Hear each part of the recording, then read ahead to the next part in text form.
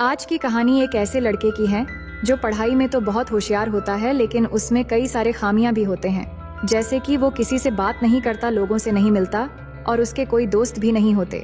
और इसी चीज को देखते हुए उसके पेरेंट्स एक दिन उसके लिए एक गर्लफ्रेंड भाड़े में लेकर आते हैं, जिसके बाद उसके साथ कुछ ऐसा कांड होता है जो हम देखने वाले हैं इस पूरी कहानी में। हेलो दोस्तों, मेरा नाम है इशिता और इस कहानी की शुरुआत में हम मैडी नाम की एक लड़की को घर से जल्दी जल्दी निकलते हुए देखते हैं, क्योंकि आज उसकी कार को गैरी नाम के एक सरकारी कर्मचारी सीज कर रहा था। दरअसल मरने से पहले मैडी की मां ने उसके लिए बैंक से लोन लेके एक घर बनाकर उसके लिए छोड़ कर गई थी। इसलिए मैडी अब बैंक का लोन चुकाने के लिए दिन में एक बियर बार में और रात में कैब चलाकर लोन के पैसे इकट्ठा करती है। और दरअसल मैडी के कई सारे बॉयफ्रेंड में से गैरी भी एक था, और अब क्योंकि वो गाड़ी उसके हाथ से जा रही थी, इसलिए वो गैरी को बहलाने फुसलाने लगती है। तभी घर के अंदर से अंडरवियर पहना हुआ एक लड़का कसरत करते हुए बाहर निकलता है, जिसे देखकर गैरी जेलस होने लगता है। लेकिन मैडी गैरी से कहती है कि वो तो मेरा एक कजन है जो इटली से आया है। तभी वो लड़का मैडी के पास आकर उससे चिपकने लगता है, जिसे देखकर गैरी मैडी के बारे में सब कुछ समझ जाता है और मैडी की कार उठाकर वहाँ से चला जाता है। और अब क्योंकि मैडी के पास कार नहीं रही, इसलिए वो स्केटिंग करते हुए अपने काम पर निकलती है। वहीं गैरी रोड पर गाड़ी रखकर एक दुकान में जाता है। तभी मैडी स्केटिंग करके जाते हुए रोड पर अपनी कार को देख लेती है, जिसके बाद वहां जाकर वो टो ट्रक से अपनी कार उतारकर स्टार्ट करके भागने की कोशिश करने लगती है। लेकिन तभी हम देखते हैं कि मैडी ने टो ट्रक से रस्सी खोलना भूल गई थी, इसलिए कार आगे नहीं बढ़ पा रहा था। तभी गैरी दुकान के अंदर से सब देख लेता है और बाहर आकर कार को फिर से उठा लेता है और मैडी अपनी कार लेकर भागने में नाकामयाब हो जाती है। अब आगे हम देखते हैं कि मैडी अपनी दोस्त सैरा और उसके पति जिम के पास जाकर उन्हें सब कुछ सुनाती है और कहती है कि अब मैं गाड़ी के बिना बैंक के लोन कैसे चुकाऊंगी। तभी सैरा उसके लिए OLX में सेकंड हैंड गाड़ी ढूंढती है, लेकिन मैडी कहती है कि मैं पहले भी बहुत सारी गाड़ियां OLX में देख चुकी हूँ, मेरी ख्याल से वहाँ पर उतना अच्छा कार नहीं मिलेगी। इसी बीच सैरा की नज़र एक एड पर पड़ती है, जिसमें एक अमीर पेरेंट्स को अपने 19 साल के बेटे के लिए 20 से 25 साल के उम्र की एक गर्लफ्रेंड चाहिए, क्योंकि वो लड़का बहुत शर्मिला है और सोशलाइज होने में घबराता है और आज तक उसकी कोई भी गर्लफ्रेंड नहीं बनी। और इस काम के लिए वो अमीर परिवार उस लड़की को एक शानदार कार गिफ्ट में देंगे। लेकिन अब क्योंकि मैडी की उम्र उस लड़के से काफी ज्यादा थी, इसलिए वो अपने दोस्तों से इस बारे में डिस्कस करती है और इनसे सलाह लेकर वहाँ पर जाने का डिसाइड कर लेती है। उसके बाद हम देखते हैं कि मैडी स्केटिंग करते हुए बहुत मुश्किलों से उस अमीर परिवार के घर पहुँच जाती है और उस लड़के के माँ बाप से मिलती है, जहाँ पर वो कहते हैं कि हमारा बेटा 19 साल का है और पढ़ाई में बहुत होशियार भी है, लेकिन प्रॉब्लम ये है कि वो घर से कहीं नहीं निकलता और स्कूल में किसी से बात तक नहीं करता। और तो और सिगरेट पीना, पार्टी करना, लड़कियों से बातें करना जैसे बहुत सारी छोटी छोटी चीज़ों से भी बहुत डरता रहता है। और पढ़ाई के अलावा फ्री टाइम में फ़ोन में सिर्फ शॉर्ट वीडियोस देखता रहता है। और अगर वो ऐसा ही करता रहा तो हमें डर है कि वो अगले साल किस तरह यूनिवर्सिटी में जाकर बाकी स्टूडेंट से घुल मिल सकेगा। ये सुनकर मैडी कहती है, तो फिर आप क्या चाहते हैं कि मैं आपके बेटे के साथ रहकर उसे सोशलाइज होने में मदद करूं? तो वो कहते हैं कि हाँ, तुम्हें बस उसके साथ घुल मिल के रहना है और उसे थोड़ा होशियार बनाना है और उसके अंदर जो डर है उसे बाहर निकालना है। और जिस दिन हम देखेंगे कि हमारा बेटा ठीक होने लगा है, तो उसी दिन से वो कार जो हमने गिफ्ट के लिए रखा है वो तुम्हारी हो जाएगी और उसे पता नहीं चलना चाहिए कि हमने तुम्हें उसके लिए अपॉइंट किया है और अभी वो घर में नहीं है बल्कि एनिमल शॉप में है। तुम्हें बस वहाँ जाकर पहले थोड़ा बहुत एक्टिंग करना है और उसे अपना दोस्त बनाना है। फिर हम देखते हैं मैडी एक रेड कलर की ड्रेस पहनकर उस शॉप में पहुंचती है और वहाँ एक डॉग को अडॉप्ट करने के बहाने पर्सी को बार बार इम्प्रेस करने की कोशिश करने लगती है। लेकिन पर्सी उसकी बातों में नहीं आता, उल्टा वो अंदर ही अंदर घबराने लगता है। फिर मैडी उसे कहती है कि क्यों ना आज मैं तुम्हें तुम्हारे घर ड्रॉप कर दूं? तो पर्सी उसके साथ जाने के लिए तैयार नहीं होता, पर मैडी थोड़ा इंसिस्ट करके उसके साइकिल को उठाकर अपने वैन में चढ़ा देती है। इसके बाद पर्सी के पास कोई रास्ता नहीं बचता और वो चलने के लिए तैयार हो जाता है। इसके बाद हम देखते हैं कि वैन में मैडी मजाक मजाक में कहती है कि मैं तुम्हें किडनैप करके ले जा रही हूँ, और ये कहकर वो वैन को भी पर्सी के घर के बजाय अपने घर की तरफ मोड़ देती है। इसलिए पर्सी घबरा जाता है और गाड़ी बंद होते ही वो मैडी के मुंह पर पेपर स्प्रे मार देता है। जिसके बाद मैडी गाड़ी से उतरती है और कहती है कि मैं तो बस तुम्हारे साथ मजाक कर रही थी, अगर मैं तुम्हें किडनैप करती तो तुम्हें अपने घर क्यों ले आती। इसके बाद पर्सी समझ जाता है कि उसे मिस्टेक हुआ है। तभी वो बगीचे में पानी डालने वाले पाइप से मैडी को एकदम नहला देता है और साथ ही साथ वो शाम को उसके साथ डेट पर जाने के लिए भी तैयार हो जाता है। फिर आगे हम देखते हैं कि शाम को मैडी क्लब में पर्सी का इंतजार कर रही होती है और कुछ ही देर में पर्सी भी क्लब में आ पहुंचता है, जिसे देखकर सभी लोग हंसने लग जाते हैं क्योंकि उसने ऊपर कोट पहनकर नीचे पेंट के बजाय एक निक्कर पहना हुआ था। लेकिन मैडी उसके इस अनोखे कला की तारीफ करती है।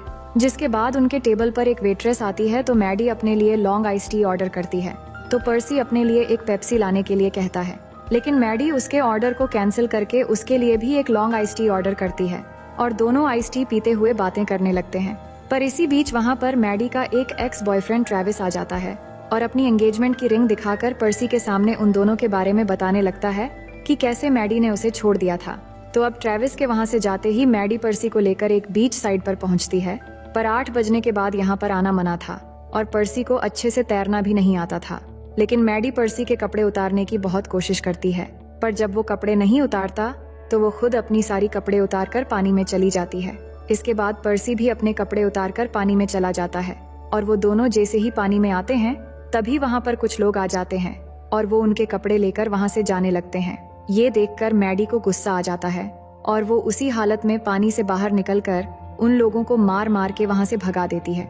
इसके बाद वो फिर से पानी में आती है और पर्सी के साथ इंटीमेट होने की कोशिश करती है, लेकिन पर्सी कहता है कि मुझे अभी थोड़ी अजीब लग रहा है और मैं अभी ऐसा कुछ भी नहीं करना चाहता क्योंकि अभी तो मैं तुम्हें ठीक से जानता भी नहीं हूँ।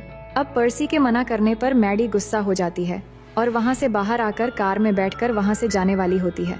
तभी पर्सी भी आ जाता है, पर वो पर्सी को कार में नहीं आने देती और उसके कपड़े कार के बाहर दे देती है, लेकिन उसका फोन नहीं देती, जिस वजह से पर्सी बिना कपड़ों के ही कार के सामने लटक जाता है।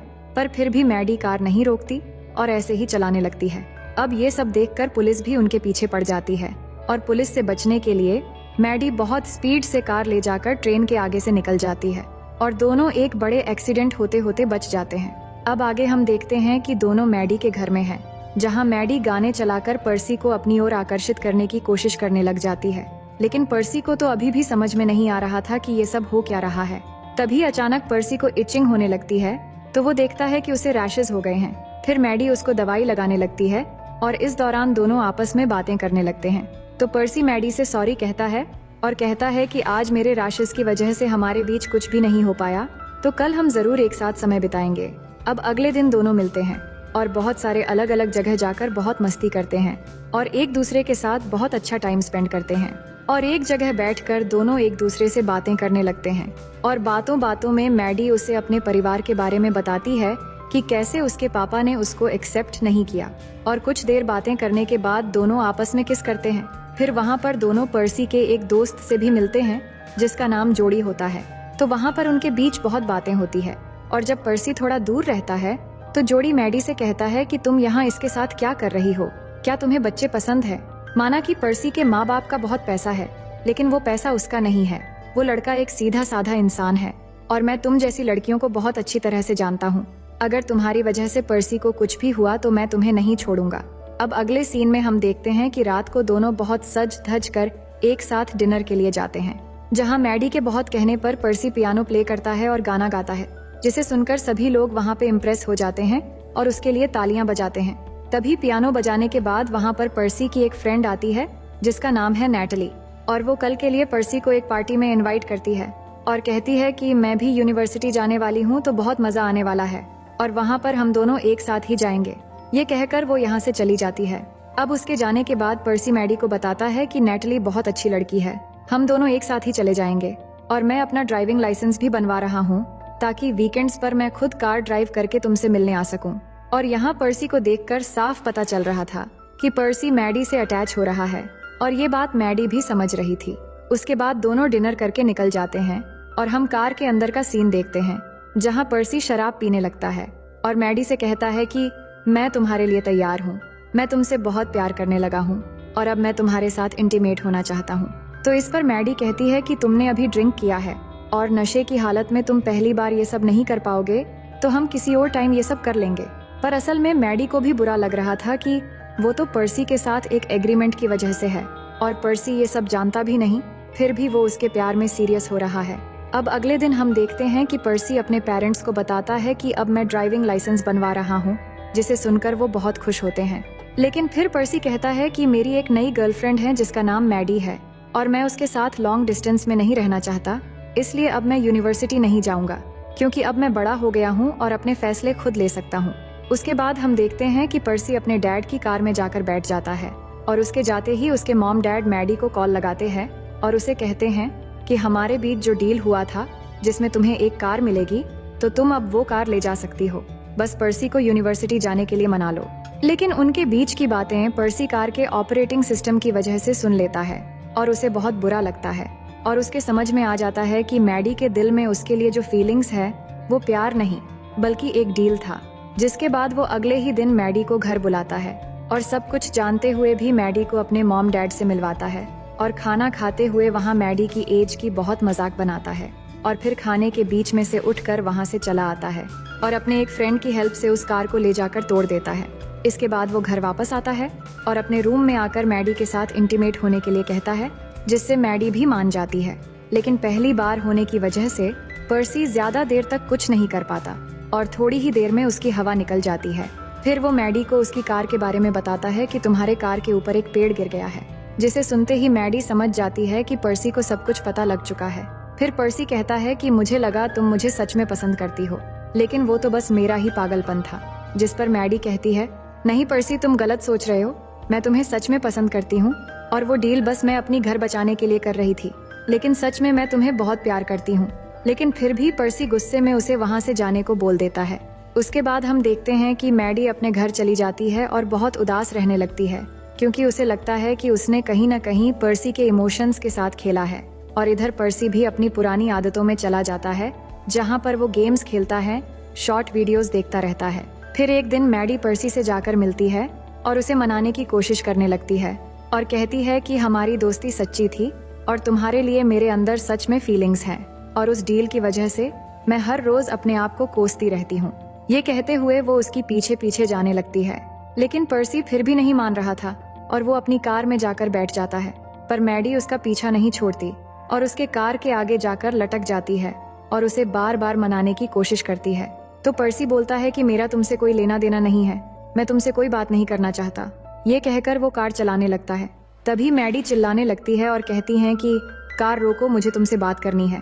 पर पर्सी कार नहीं रोकता और जाते जाते एक बीच के अंदर से होते हुए कार समुद्र में चला जाता है, जिससे मैडी पानी में गिर जाती है। इसके बाद पर्सी कार से उतरकर मैडी को पानी से निकालकर किनारे लेकर आता है और वहाँ आकर मैडी पर्सी को सॉरी बोलता है और इस बार पर्सी मान जाता है और मैडी को रोते हुए गले लगा लेता है। इसका मतलब उसने मैडी को माफ कर दिया है। अब अगले सीन में हम देखते हैं कि पर्सी यूनिवर्सिटी जाने के लिए अपने लगेज लेकर तैयार हो जाता है और अपने पेरेंट्स को बाय कहकर घर से निकल जाता है और बाहर आकर देखता है कि मैडी उसके सामने खड़ी है, जो पर्सी को कह रही होती हैं कि क्या किसी को कैब चाहिए। और इसी हंसी मजाक को दिखाते हुए ये रोमांटिक कहानी यहीं पर खत्म हो जाती है। तो दोस्तों, कहानी पसंद आई तो वीडियो को लाइक कर देना और ऐसे ही मजेदार कहानी देखने के लिए चैनल को सब्सक्राइब कर लेना।